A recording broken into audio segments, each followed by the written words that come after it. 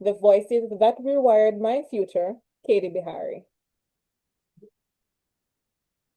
When we hear the theme, voices that change the world, most of us think big.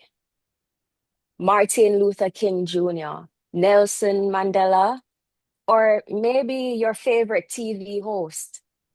But tonight, I want to talk about a voice that did not change the entire world, just mine. And honestly, that was enough. Picture 17-year-old me, laser focused, very introverted, and absolutely convinced that I am going to be a doctor.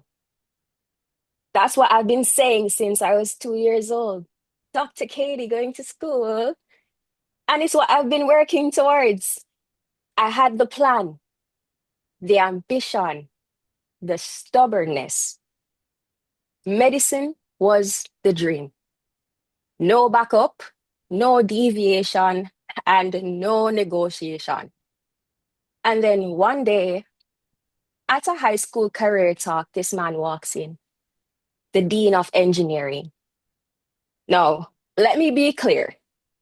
Engineering was not even on my radar because what does engineering have to do with medicine? In my teenage mind, engineers built the roads, built the bridges, and maybe robots if they were feeling fancy. But then he started talking about biomedical engineering. Between you and I, it was the medical part that really got me to listen. He spoke about biomedical engineering and not in a technical way. He talked about impact, about designing solutions that quietly saves thousands of lives, about innovation happening behind hospital walls that most patients never see. And then he said something I have never forgotten. You don't have to hold a surgical blade to change healthcare. Hmm. That sentence, that voice, that was influential. And it got me thinking. It wasn't loud, it wasn't dramatic, just deeply convincing. And slowly, very slowly, my certainty about being a doctor cracked. I chose biomedical engineering, and it's the best decision of my life. And what's funny is, I never officially asked him to mentor me. There was no contract, no coffee meeting where we declared, you are now my mentor. But over the last 7 years, he has guided me through academics, career decisions, research struggles, my professional identity, and even perspective on life. Sometimes intentionally, sometimes just by an example. And here's what I've learned. Influential voices don't always come through microphones and broadcasting. Sometimes it's through the conversations that we have in the hallways, that casual advice, or a sentence that lands exactly when you need it. We love the myth about being self-made, don't we? It sounds great, but nobody is. Someone spoke belief into you. Someone challenged you, right?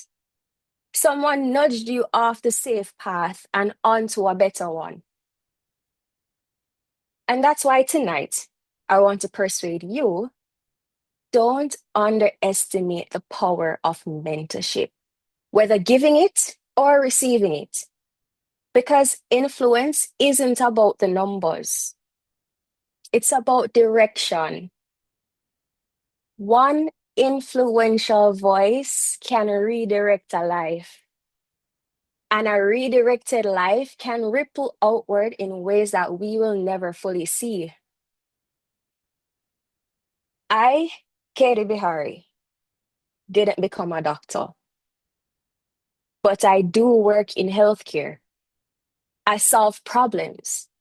I contribute in ways that my teenage self could not even conceptualize. I am the one behind the scenes, making sure that the doctors and the nurses have functional medical equipment to carry out the care that their patients need. All because someone spoke possibility when I saw only one option.